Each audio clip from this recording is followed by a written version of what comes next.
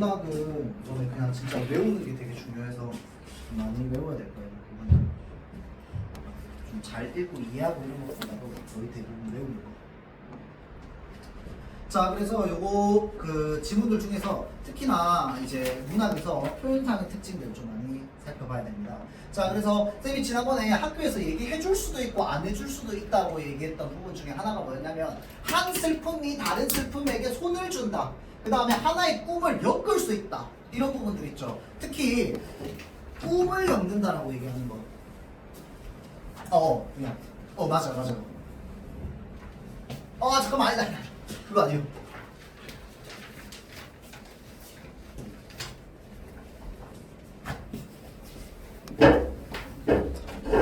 자, 그래서 꿈을 엮는다라고 얘기하는 부분이 꿈은 어떤 대상에 해당합니까? 추상적 대상에 해당한다고 했어요.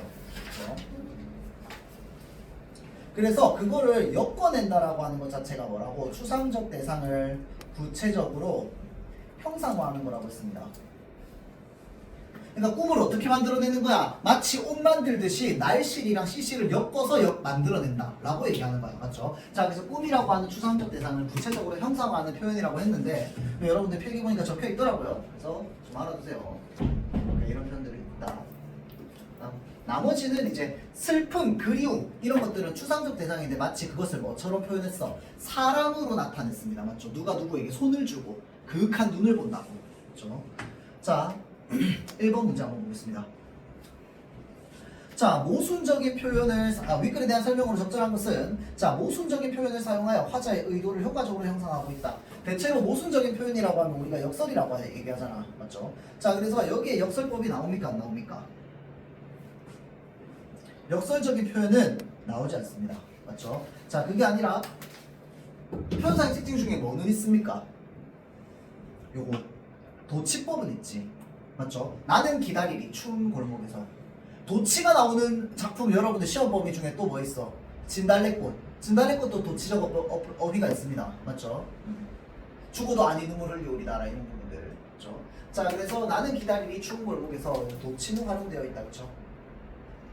자, 그 다음 반복되는 구조를 통해서 대상에 대한 비판적인 태도 나오지 않죠. 자, 그럼 반복되는 구절은 나와 안 나와? 반복되는 구절은 나옵니다. 반복되는 구절은 어디에 나와요? 어느 날 당신과 내가, 어느 날 당신과 내가. 그 다음에 자, 우리들의 어느 날 당신과 내가 날과 씨로 만나서 하나의 꿈을 엮을 수만 있다면, 맞죠? 반복은 여러분들 문학에서 반복은요 2번만 반복돼도 반복입니다. 알겠죠? 자, 그래서 같은 구절이 반복되고 있는 부분 나온다. 그렇죠? 하나의 꿈을 엮을 수만 있다면. 자, 다음 3번 유사한 문장을 첫 부분과 끝 부분에 반복적으로 배치하여 인상적인 시상 전개를 보이고 있다. 자, 유사한 문장 어떻게 나와요? 지금 어느 날 당신과 내가 만나서 날과 씨로 만나서 하나의 꿈을 엮을 수만 있다면, 어느 날 당신과 내가 만나서 하나의 꿈을 엮을 수만 있다면. 자, 이게 유사한 거야. 유사한 거. 자, 그러면 물어보면 자, 완전히 동일한 건 아닙니다. 맞죠? 유사하게 반복하는 거야. 그러니까 이 문장과 이 문장이 나오는데 중간에 날과 씨로 만나서가 없잖아. 맞지? 자, 그래서 이제 유사하게 반복되고 있습니다. 유사한 문장을 첫 부분이나 끝 부분에 반복적으로 배치하는 거 나와 있죠. 자, 그 다음에 다양한 색채어, 색채 자체가 나오지 않나. 그쵸? 색채어 안 나오고요. 자, 그 다음 대비되는 공간을 통해서 시적 상황의 변화, 대비되는 공간, 그 다음에 시적 상황, 변화 나오지 않죠. 자, 그런데 여기에 어떤 공간과 관련되어 있는 표현이 나오긴 합니다. 자, 추운 길목에서라고 되어 있는데 이게 대비되는 공간은 아니고요. 대비되는 공간은 아니고, 자, 추운 길목에서라고 하는 표현이 뭘 상징한다고 했습니까? 기다림이 그만큼 힘들 것이다 라는 걸 얘기하는 겁니다. 자, 그래서 기다림이 그렇게 힘들겠지만 나는 뭐 하겠다고? 끝까지 기다리겠다고. 어려움에도 불구하고 자기가 기다리겠다라고 하는 기다림에 대한 의지를 좀 드러내고 있죠. 그 다음 2번 봅시다. 자, 윗글에 나타난 화자의 태도라고 되어 있습니다. 자, 태도. 자, 현실에 대한 만족감과 행복과 만족감 아니지. 자, 현실에 대한 행복과 만족감이 아닌 이유가 뭔데?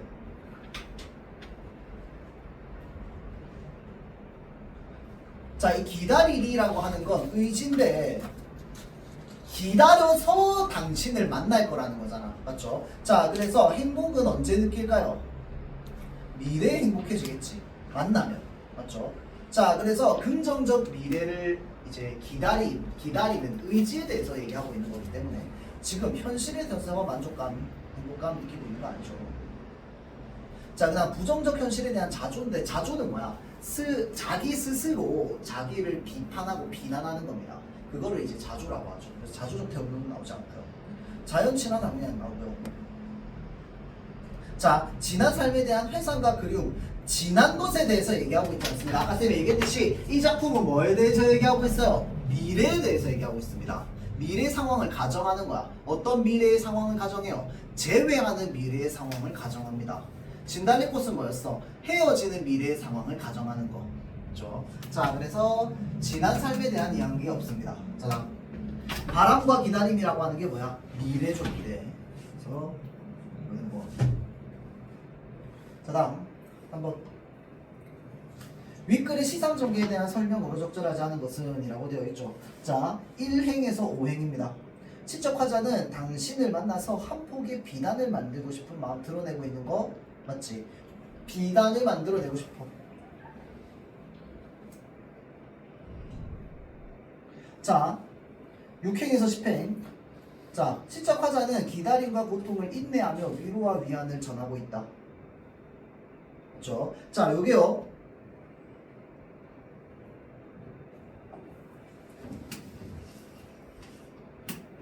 한 그리움이 다른 그리움의 그윽한 눈을 들여다볼 때 그런 위로와 위안이 있다면 나는 어떤 겨울이든 어떤 추운 길목이든 뭐 할 수 있어. 우리를 춥게 만들 수 없기 때문에 기다릴 수 있어 라고 이야기를 하는 거다. 그렇죠? 자, 다음 3번 6행에서 10행에서 시적 화자는 당신을 만나기 위해서 현실에 적극적으로 저항하고자 하는 것. 저항하는 게 아니다. 그렇죠? 자, 그래서 요거를 저항이라고 말하면 좀 그렇고요. 얘를 조금 다른 말로 바꾸면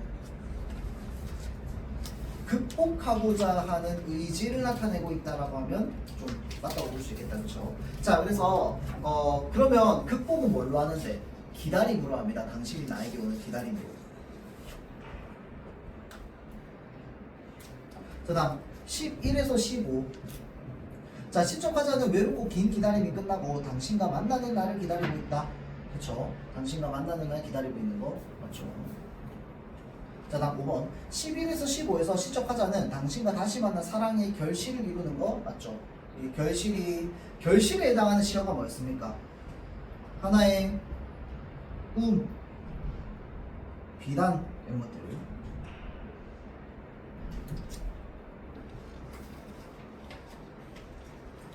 자, 다음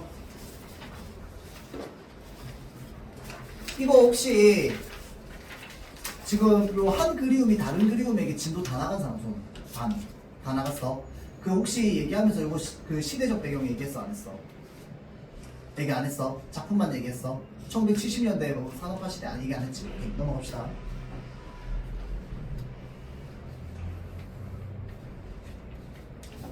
자, 5번 봅시다. 자, 윗글을 감상한 학생의 반응으로 적절한 것. 자, 적절한 것 찾으라고 했습니다. 봅시다. 자, 당신에 대한 사랑이 이루어지는 것보다 당신을 기다리는 행위가 더 중요하다는 것을 나타낸다. 맞나요? 아니지. 어찌됐건 간에 기다리는 행위보다 더 중요한 게 결국은 기다림을 통해서 뭘 만들고 싶은 거야? 당신과의 사랑을 만들어내고 싶은 거야. 맞죠? 자, 그래서 얘가 목표가 되겠죠. 목적.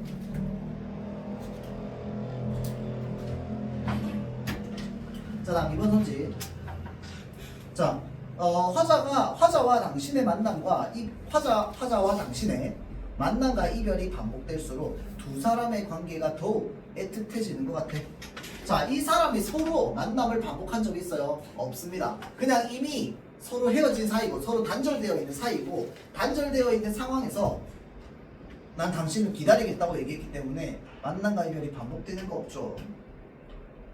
자, 다음 3번. 인생에는 다른 사람과 나누지 못하고 홀로 견뎌야만 하는 아픔도 있다고 생각이 들었어. 자, 지금 다른 사람과 나누지 못하고잖아.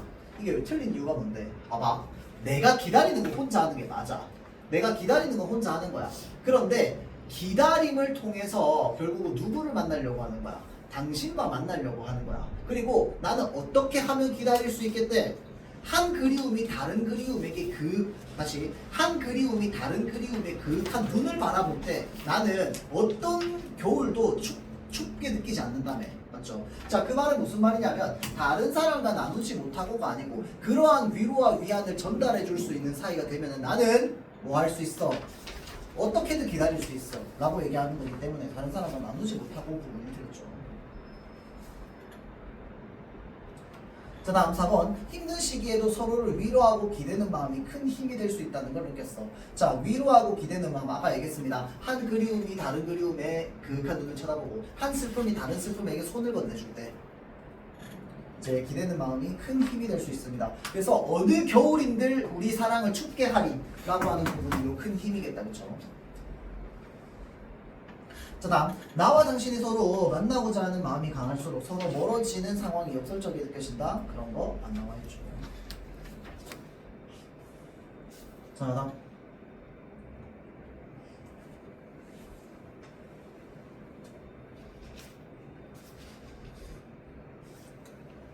다른 거는 넘어가고요.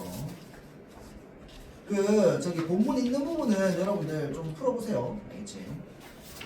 근데 이제 대체로 물어보는 것 중에 뭐가 있냐면요, 여러분들 이런 건 안 풀어도 돼. 주체적으로 해석하고 비평하는 방법. 이게 뭐냐면 다른 교과서에 이 시 본문이요. 이제 주체적으로 해석하고 비평하는 거랑 관련되어 있는 단원으로 나와 있는 거거든. 그래서 이런 거는 안 풀어도 됩니다. 그래서 어떤 것만 풀면 되냐면 내용으로 보는 거 있죠. 내용상의 특징. 그다음 표현상의 특징. 이런 것들 물어보는 문제 위주로 좀 풀어볼 수 있도록 할게요. 자, 근데 시대적 배경을 조금 대입시킨다 하더라도 시대적 배경이 너무 막 강하게 드러나지 않는 그런 문제들도 좀 충분히 풀어볼 만합니다. 그래서 그렇게 좀 살펴보고요. 배고프다. 자, 다음 넘어갑시다. 독서, 과학 지문.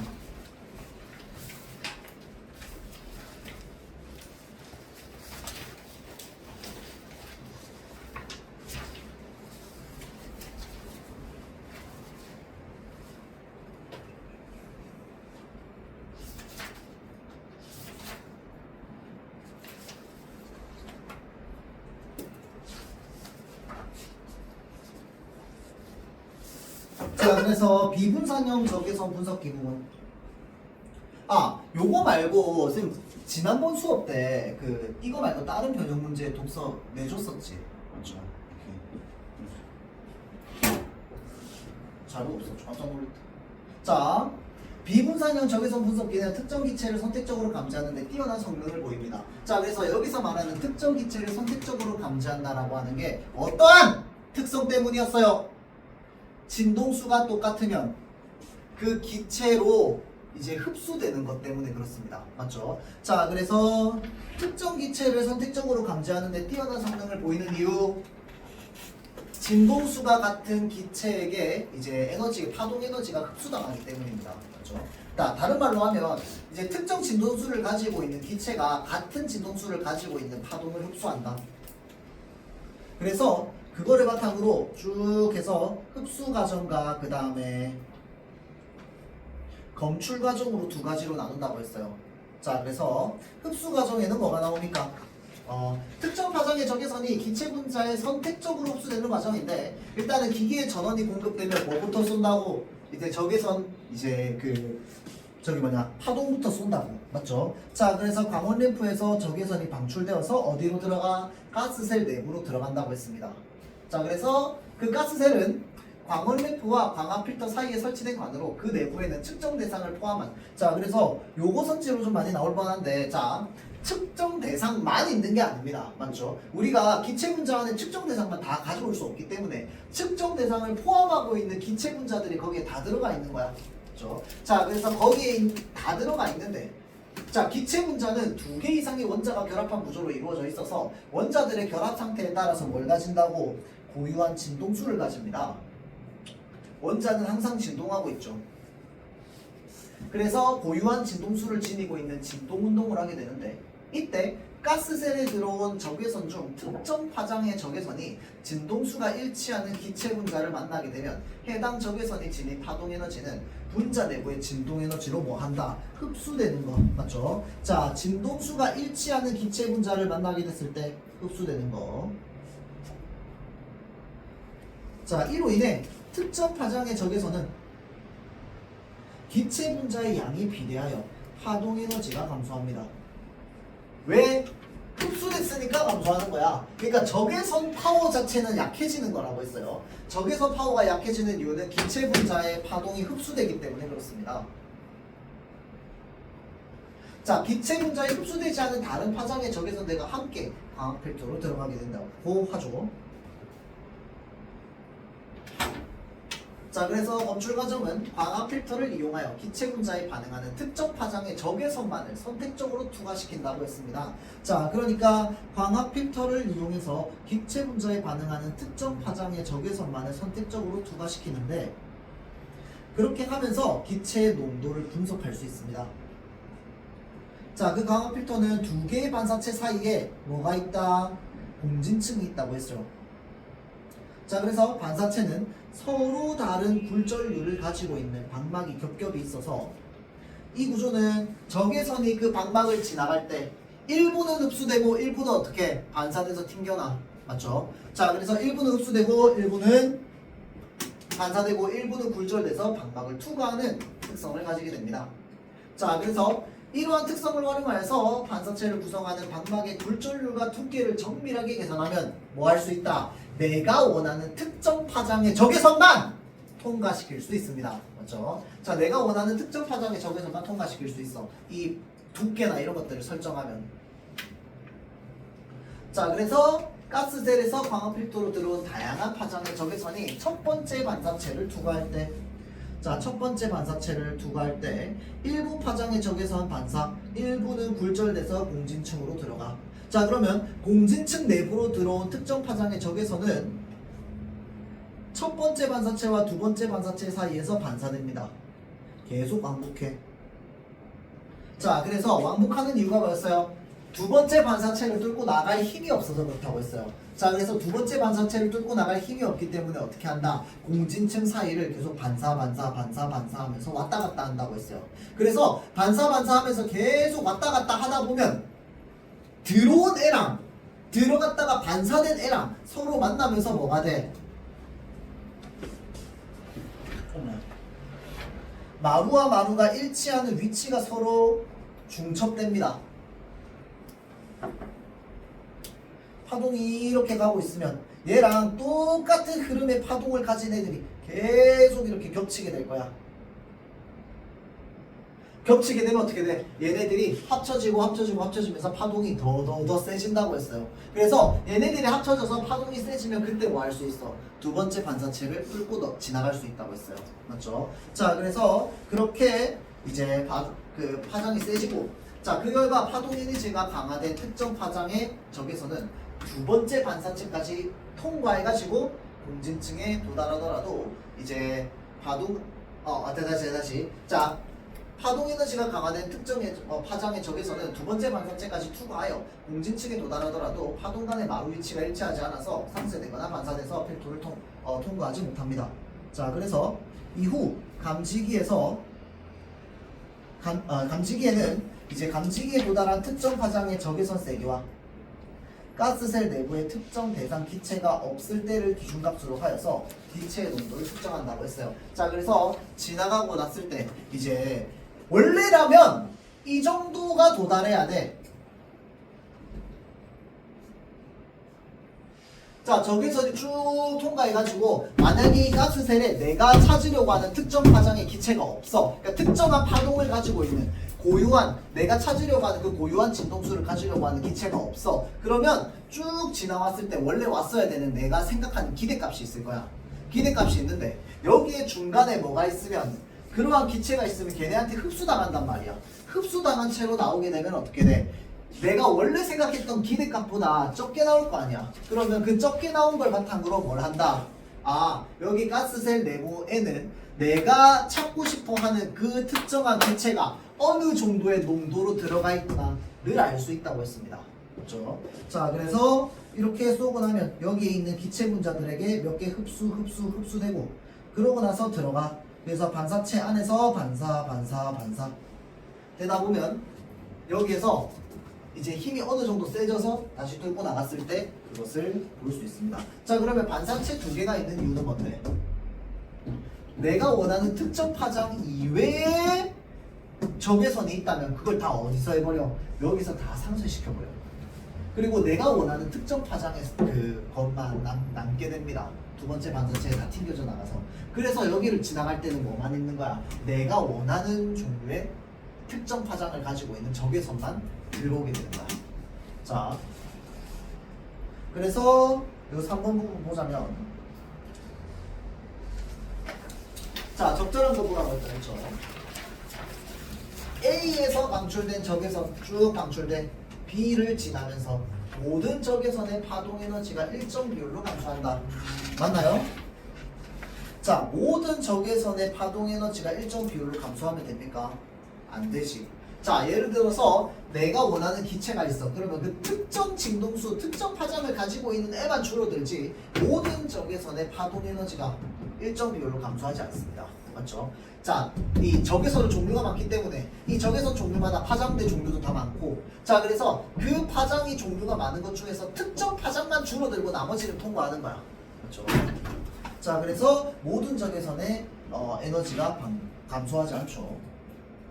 자, 다음 B 내부의 특정 대상 기체가 많을수록 B 내부의 특정 대상 기체가 많을수록 B를 통과하여 C에 도달하는 특정 파장의 적외선 세기는 강해진다. 자, 봅시다. B를 통과하여 C로 가. B를 통과하여 C로 가는데 그 특정 파장의 적외선 세기는 강해지는 게 아니라 흡수되고 나면 뭐해? 약해진다고 했습니다. 맞죠? 자, 그래서 내가 원래 처음 쐈던 적외선의 파워가 여기에 내가 원하는 기체가 있으면 여기서는 작아집니다. 그렇죠? 자, 그래서 적외선의 세기는 강해지는 게 아니라 약해지죠. 자, 다음 C와 D는 B에서 기체의 파동 에너지가 흡수되지 않는 적외선 중 특정 파장만 선별하여 E로 보낸다라고 되어 있죠. 자, 그래서 지금 보면 C와 D는 B에서 기체의 파동이 흡수되지 않은, 잘 보세요. 기체의 파동 에너지가 흡수되지 않았다. 얘를 다른 말로 바꾸면 뭐가 되는데? 내가 원하는 특정 파장의 적외선이 아니다라는 말이랑 똑같습니다. 그렇죠? 자, 기체의 파동 에너지가 흡수되지 않았다는 건 내가 원하는 특정 파장의 적외선이 아니다라는 말이랑 똑같습니다. 자, 그래서 내가 원하는 특정 파장의 적외선이 아닌 적외선이 여기에 남아서 E로 가지 않습니다. 맞죠? 어떻게 돼? 내가 원하지 않는 그 파장을 가지고 있는 적외선은 여기서 두 번째 반사체에서 다 튕겨져 가지고 어떻게 돼요? 상쇄된다고 했습니다. 상쇄. 없어져요. 알죠? 자, 그래서 E로 보내지 않죠.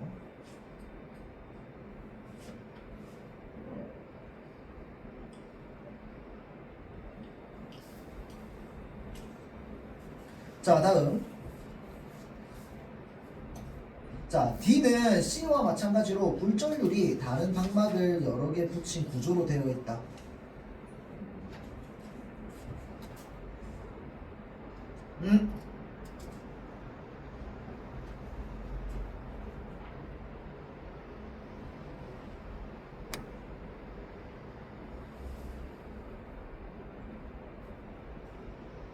기체의 파동 에너지가 흡수되지 않은 적외선 중 특정 파장만 선별하여 E로 보낸다고 했는데, 이거는 이것도 틀린 게 맞아요. 지금 기체의 파동 에너지가 흡수되지 않은 적외선 중 특정 파장만 선별하여 2로 보낸다라고 되어 있는데 봐봐. 근데 여기서 틀렸어요. 여기서. 자, 그런 적외선 중 특정 파장만 선별하여 2로 보낸다가 아니거든요. 자, 그러니까 여기서 흡수된, 그러니까 파동 에너지가 흡수된 적외선을 2로 보내는 겁니다. 맞죠? 그래서 이거는 지금 답은 4번이라고 되어 있는데 이것도 틀렸어요. 문장이 잘못되어 있습니다. 그러니까 거기서 문제 바꿀 때 요거만 싹 바꾸고 싶었던 거야. 그래서 문장이 좀 이상하게 구성되어 있고요. 자, 4번 봅시다. 왜냐면 4번도 틀렸거든. 자, B는 C와 마찬가지로 굴절률이 다른 방막을 여러 개 붙였다라고 되어 있잖아. 맞죠? 굴절률이 다른 방막을 여러 개 붙였다고요? 자, 굴절률이 다른 방막을 여러 개 붙이면 어떻게 됩니까?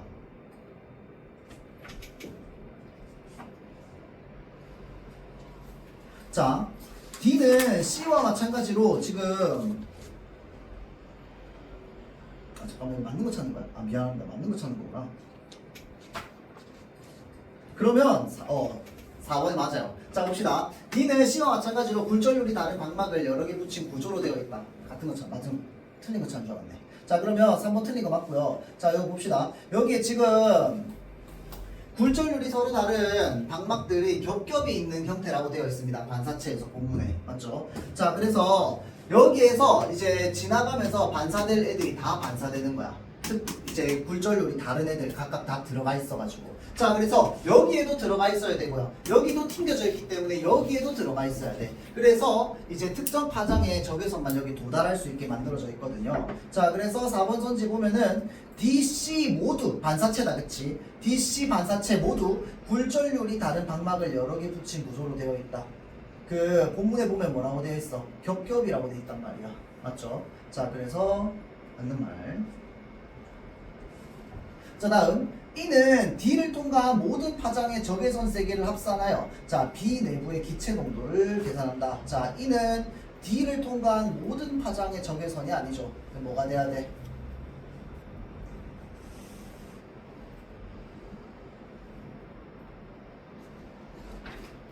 특정 파장의 적외선의 세기를 합산해야 되겠다. 그렇죠?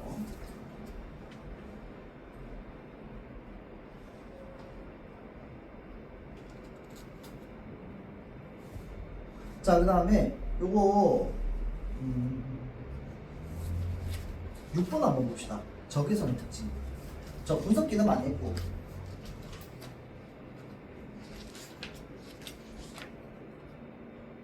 자 파장이 길어질수록 파동의 에너지는 일정하게 증가하는 특성을 가진다. 자 보세요.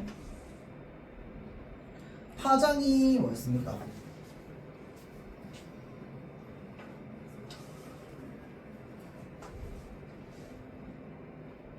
자 여기 어우씨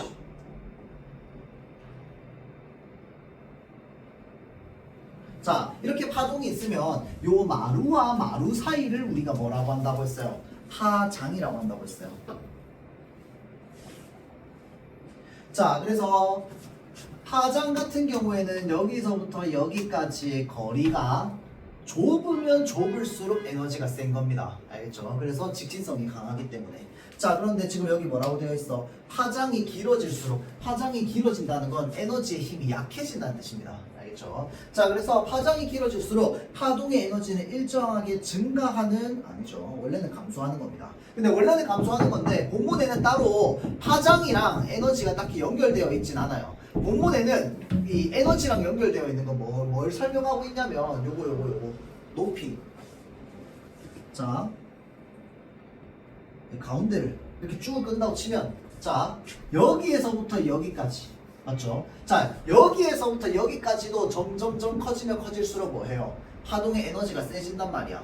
그렇죠? 자 그래서 요게 지금 진동 중심에서 마루까지의 높이죠. 진동 중심에서부터 마루까지의 높이 요게 바로 뭐야? 이 진동의 세기랑 관련 있다고 본문에 나와 있습니다. 맞죠? 자 그래서 요게 지금 이제 진동의 세기죠. 진동의 세기.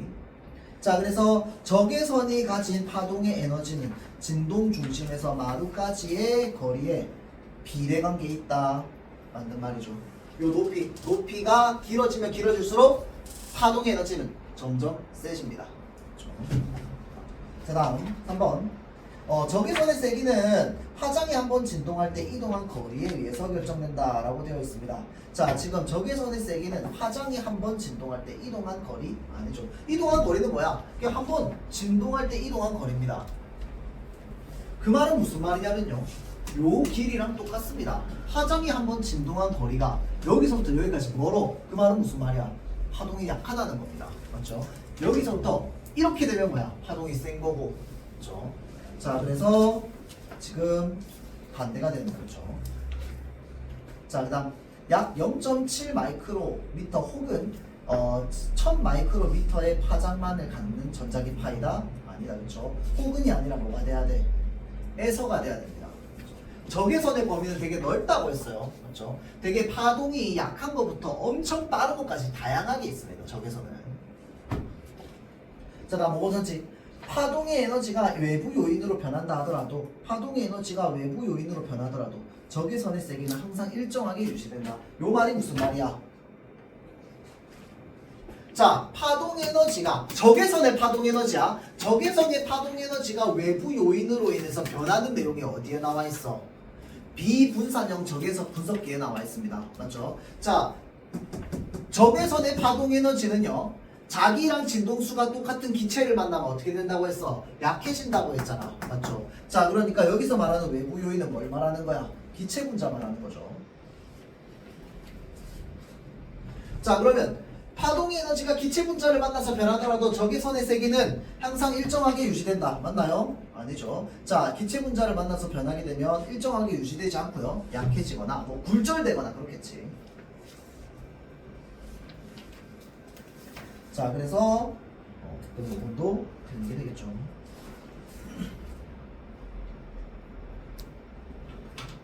자, 하고 나머지는 여러분들 좀 풀어볼 수 있도록 하고요. 자, 다음 뒤로 넘어갑시다.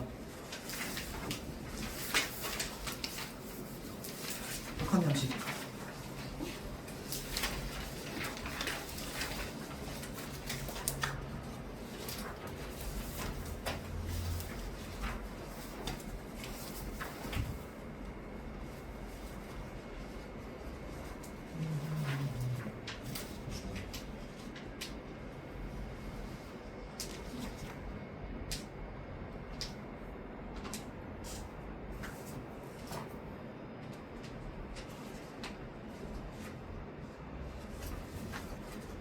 자, 그래서 지금 요거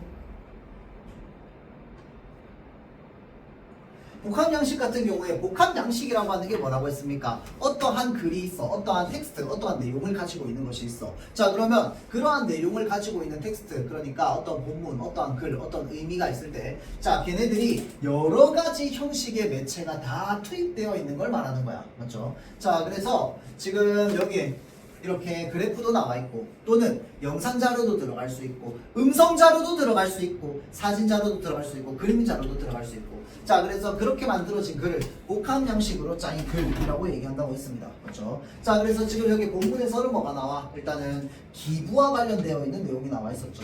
자, 그래서 기부와 관련해 가지고 지금 이 통계 자료를 바탕으로, 그러니까 객관적 수치다, 그렇죠? 통계 자료를 바탕으로 지금 이제 말하고자 하는 말을 이제 드러내고 있습니다. 자, 그래서 말하고자 하는 말은 뭐였어요? 앞부분에서 우리나라에는 자꾸 점점점 뭐 하고 있다? 기부 의향이 낮아지고 있다는 거야. 맞죠? 자, 그래서 기부 의향이 낮아지고 있는데 기부를 경험한 사람이 점점 줄어들고 있다는 문제 상황에 대해서 얘기하고 있습니다.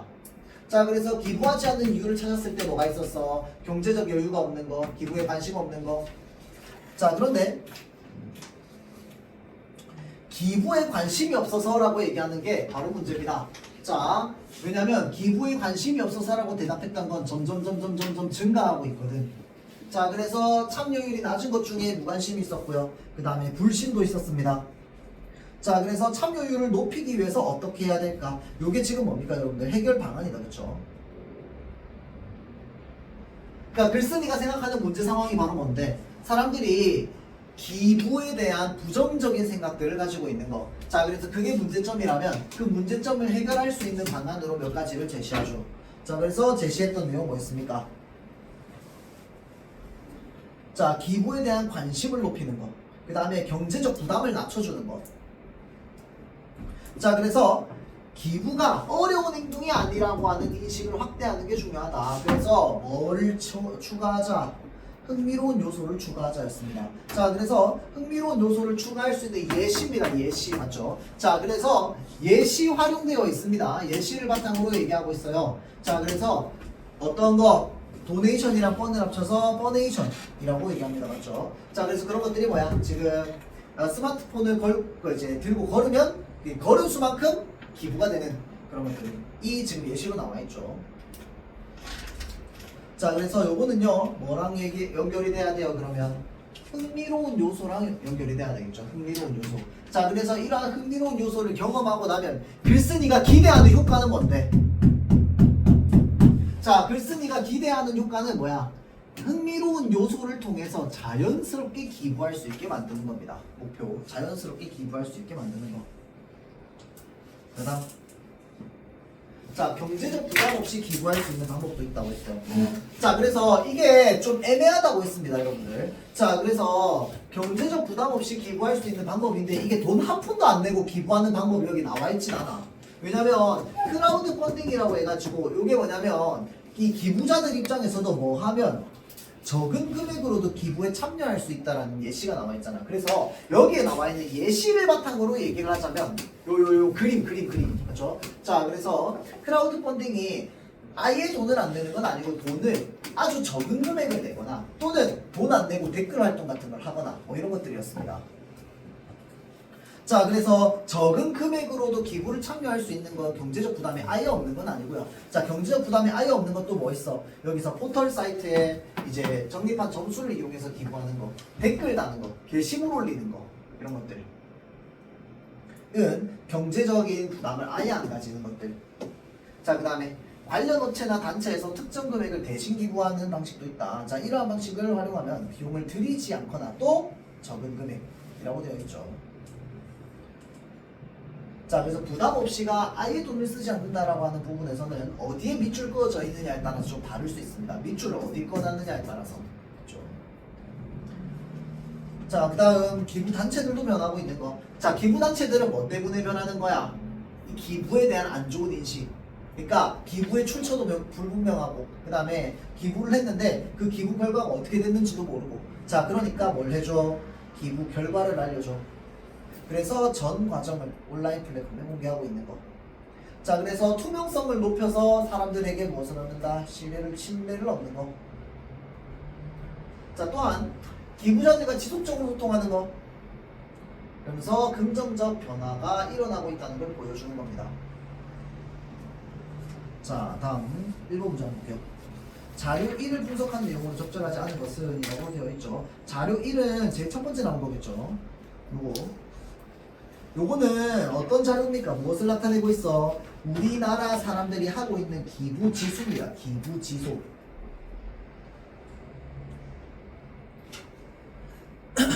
자, 그래서 출처가 명확한 통계 자료. 이거 본문에 보면 출처 어디서 가져왔는지 나와 있습니다. 맞죠? 자, 그래서 출처가 명확한 통계 자료 활용하고 있고요. 자, 보통 출처가 명확한 통계 자료를 활용하면 뭐가 높아져? 신뢰성. 맞죠? 신뢰성이 높아지고. 자, 다음 2번. 막대 그래프를 활용하여 독자가 수치 비교를 쉽게 할 수 있도록 하였다. 자, 막대 그래프의 역할입니다. 막대 그래프의 역할은 뭐냐면요, 수치 비교를 쉽게 할 수 있다는 장점이 있어요. 원 그래프는 주로 뭘 많이 볼 수 있어? 비율을 빠르게 확인할 수 있습니다. 원 그래프는 비율을 빠르게 확인할 수 있고요. 막대 그래프는 수치를 비교하기 쉽습니다. 그냥 표는 뭘 확인하기 좋아요? 구체적인 수치를 확인하기 좋아요. 자, 그래서 비교 쉽게 할 수 있는 거 맞고. 그 다음, 기부지수가 같은 나라들 사이의 순위를 이제 구분한 기준을 명시하고 있다. 맞죠? 자, 다음. 같은 나라와의 비교를 통해서 요거 봅시다. 기부지수가 같은 나라들.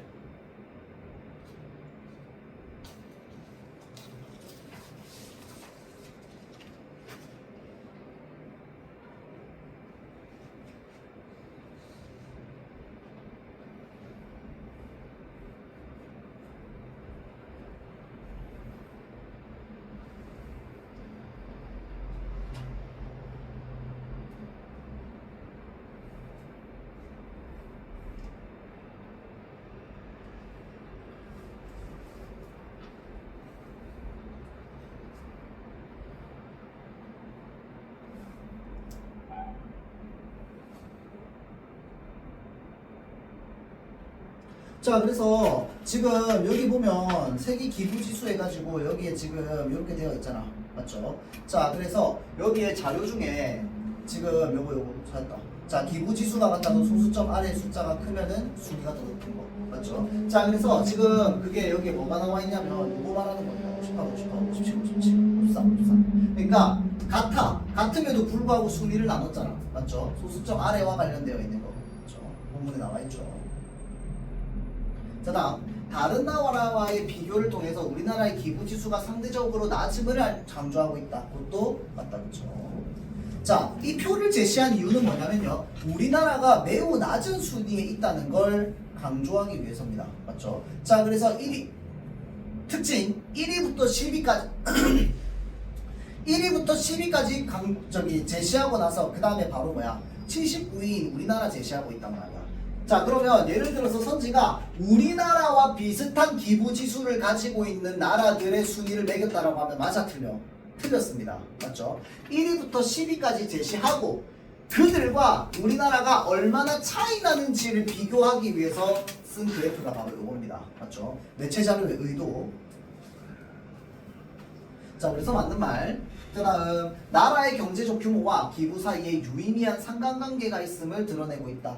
나라의 경제적 규모와 기부 사이에 상관관계가 있다는 건 그래프를 통해서 알 수 없다. 그렇죠? 이거는 이제 기부 지수를 비교하는 겁니다. 그 다음 2번. 자, 윗글에 대한 설명으로 적절한 것. 자, 1번 전문가의 말을 인용해 변화의 필요성을 강조하고 있다. 자, 잘 보세요. 전문가의 말을 인용해서 이 변화의 필요성을 강조하고 있는 게 아니고, 변화의 필요성을 제시하는 거는 그 자료를 바탕으로, 그 자료는 어디서 들고 왔는데?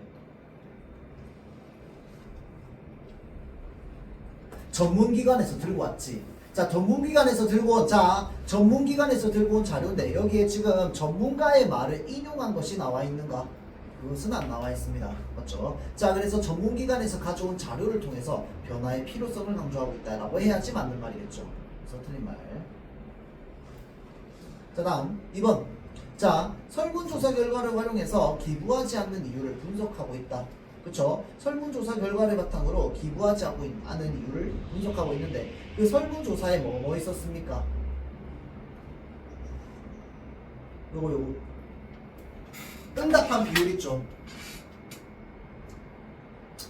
자, 기부에 관심이 없어서 이런 것들 다 설문조사를 바탕으로 찾아낸 응답들입니다. 그래서 이 응답들을 분석해가지고 뭐 하는 거야? 사람들이 지금 기부에 흥미를 느끼고 있지 못하다라고 하는 글쓴이의 결론이 나왔고요. 그 다음에 또 하나는 뭐였냐면 기부에 대한 신뢰성이 낮다는 게 나왔습니다. 자, 그래서 기부에 대한 신뢰성이 낮고 그 다음에 흥미가 없기 때문에 흥미를 높이고 신뢰성을 높이자라고 이제 실천 내용을 제시하고 있는 거죠. 실천 내용을 제시하고 있는 겁니다. 자, 다음 기부 참여에 대한 상반된 견해를 통해서 절충안을 제시하고 있다. 아니죠. 절충안이라고 하는 게 뭐냐면 예를 들어서 A안 그 견해가 있고요, B 견해가 있습니다. 절충안이라고 하는 건 뭐야? A 견해랑 B 견해 그 사이에 적절한 대안을 우리가 절충안이라고 합니다. 그래서 절충안을 제시하고 있는 거 아니죠. 뭘 제시하고 있습니까? 지금 현재 기부에 대해서 부정적인 관점을 가지고 있는 것을 바꾸는 이제 변화의 필요성, 그 다음에 변화의 실천 내용이 나와 있었죠. 어떻게 하면 실천할 수 있는지 실천 방안. 자, 다음 4번 기부 문화의 통시적 변천 과정. 통시적이 무슨 말이라고 했어요? 시간의 흐름에 따라. 자, 시간의 흐름에 따라 변천 과정 안 나와 있습니다. 자, 다음 기부 문화가 발달한 나라들의 문화적 특징을 비교하고 있다. 발달한 나라들의 문화적 특징 비교한 적 없죠.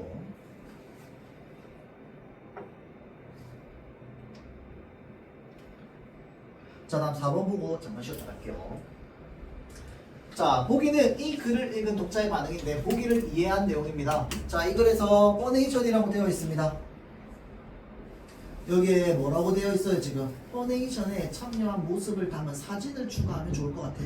자, 사진을 제시하면 독자들의 흥미를 끌 수 있고 필자의 생각을 뒷받침하는 변화하는 기분 문화를 직관적으로 보여줄 수 있을 거야. 자, 그래서 글을 더 잘 이해할 수 있을 거야. 이게 뭐야 지금?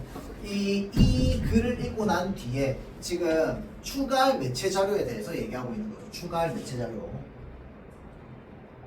자, 그러면 이거를 바탕으로 가장 적절한 것인데 지금 봅시다. 2, 3, 4, 5 볼게요. 2, 3, 4, 5. 사진이 윗글에 부족한 설명을 보충할 수 있다고 보는 거다. 자, 사진이 윗글에 부족한 설명을 보충할 수 있다라고 보는 게 아니고요. 사진을 제시하면 뭘 알 수 있다? 일단 첫 번째, 퍼네이션이 무엇인지 생생하게 알 수 있다는 거. 생동감을 주죠. 사진을 넣으면. 그 다음 두 번째, 자, 두 번째, 흥미를 끌 수 있습니다. 사람들의 시선을 끌 수 있어. 사진이 딱 들어가 있으면. 글로만 적혀 있는 것보다 사진이 딱 나와 있으면 바로 직관적으로 알 수 있죠. 자, 그래서 설명을 보충하려는 의도 아닙니다. 자, 다음 3번. 동영상이 현장감과 생동감을 줄 수 있다고 생각하는 분. 자, 지금 여기서는 뭐 얘기하고 있어? 사진 얘기하고 있습니다. 그렇죠? 그래서 왜 드렸죠? 그러면 사진이 현장감과 생동감을 줄 수 있다고 생각하는 분 하면 맞아. 그거는 맞지. 자, 다음. 복합 명식을 통해서 필자와 독자 사이에 상호작용이 가능하다고 보는 분. 그렇죠? 자, 글쓴이가 어떠한 의도를 가지고 했어. 자, 그런데 독자가 봤어. 독자가 필자한테 반응을 줄 수 있습니까? 없습니까? 없어. 맞죠? 자, 그래서 복합 명식의 글이라고 해서 상호작용을 할 수 있다라고 하는 건 아니기 때문에 지금 이 글에서 상호작용에 대한 내용은 나와 있지 않죠. 자, 사진에 비해 글이 더 몰입될 수 있다. 아니죠. 지금 사진 붙이자고 얘기하고 있으니까. 1번이겠죠. 자, 1번 봅시다. 사진이 퍼네이션에 대한 독자의 흥미를 유발할 수 있다. 자, 그래서 복합 양식에서 매체 자료의 특성이 있었고 그 다음에 효과가 있었을 겁니다. 자, 그래서 매체 자료를 활용함으로써 얻을 수 있는 효과 중에 이제 흥미 유발이 있을 거고 그 다음에 생동감. 자, 그 다음에 말하고자 하는 말을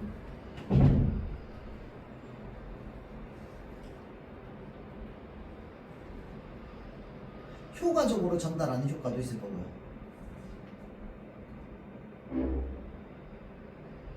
저 위에 나왔지만 직관적인 거. 한눈에 볼 수 있다 이 말입니다. 직관적이라고 하는 게.